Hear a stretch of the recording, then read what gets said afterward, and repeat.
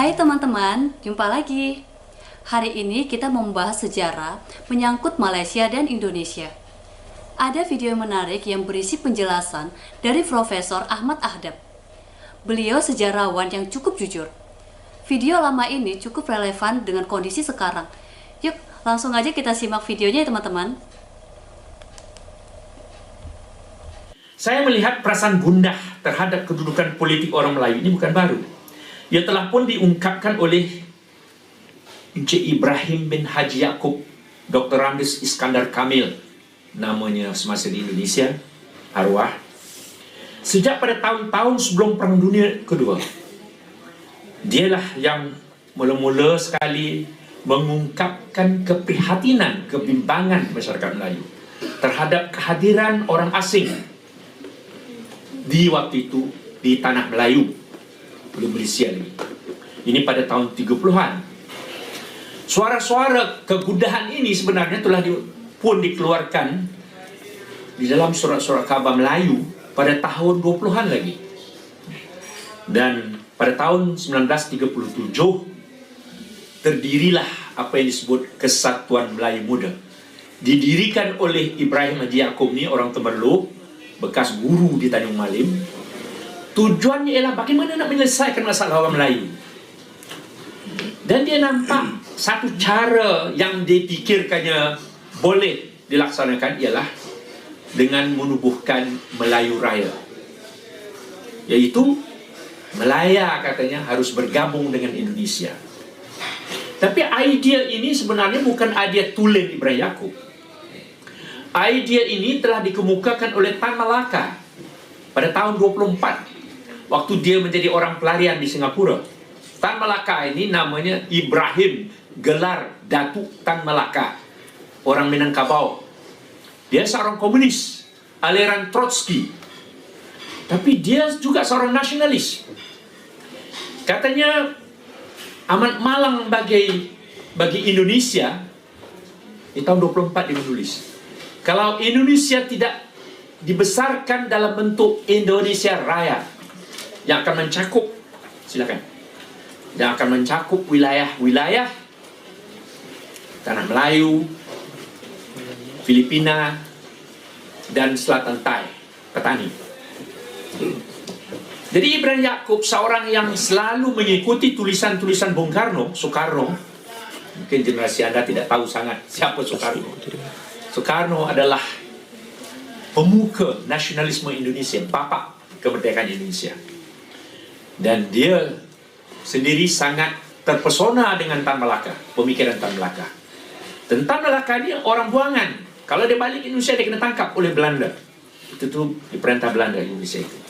Jadi dia lari dari Singapura, dia lari ke Pulau Pinang, bermula di Hong Kong. Sebelum itu di Rusia. Dan dia lari pergi ke Filipina, tolong menubuhkan Parti Komunis Filipina.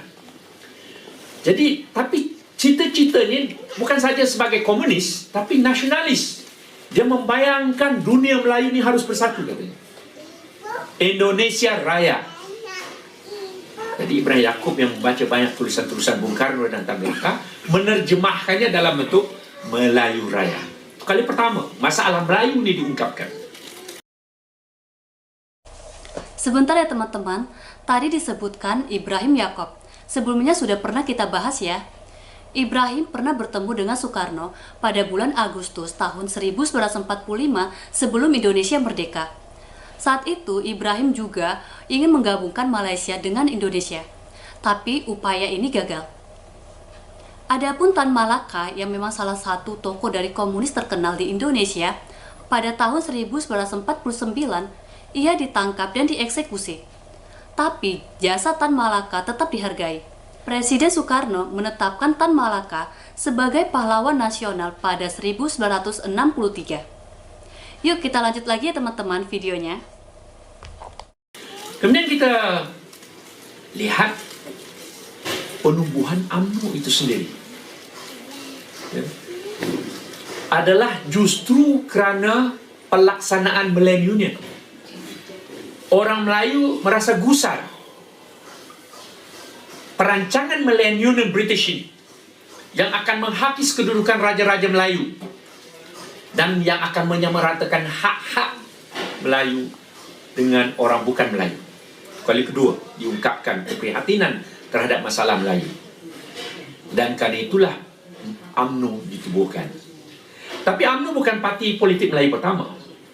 Parti politik Melayu pertama ialah PKMM, Partai Kebangsaan Melayu Melaya, yang ditaja sebenarnya oleh Parti Komunis Melaya.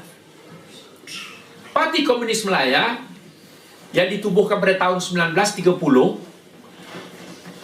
adalah parti komunis yang dianggotai sebilangan besarnya oleh orang Cina.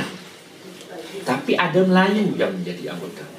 Melayu ini ialah Melayu pelarian dari Minangkabau.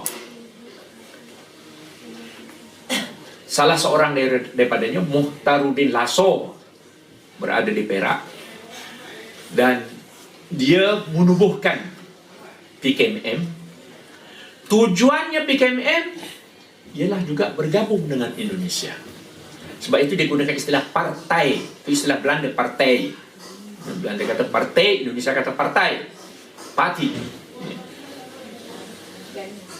Tetapi wang penubuhan itu datang dari komunis, PKM. Dan kalau kita lihat, waktu Ibrahim Yaakob bergerak tentang memperjuangkan kepentingan Melayu tadi, sebelum itu orang Cina telah bergerak dalam PKM dan gerakan kebangsaan Cina Melaya, dan juga dalam pergerakan buruh, Kuomintang, parti gerakan kebangsaan Cina, Kuomintang, yang sebenarnya merupakan cawangan daripada Kuomintang di negeri Cina. Walaupun Kuomintang ni bertelagah dengan PKM, tapi Kuomintang sebenarnya memang anti-British. Komunis pun anti-British. PKM anti-British.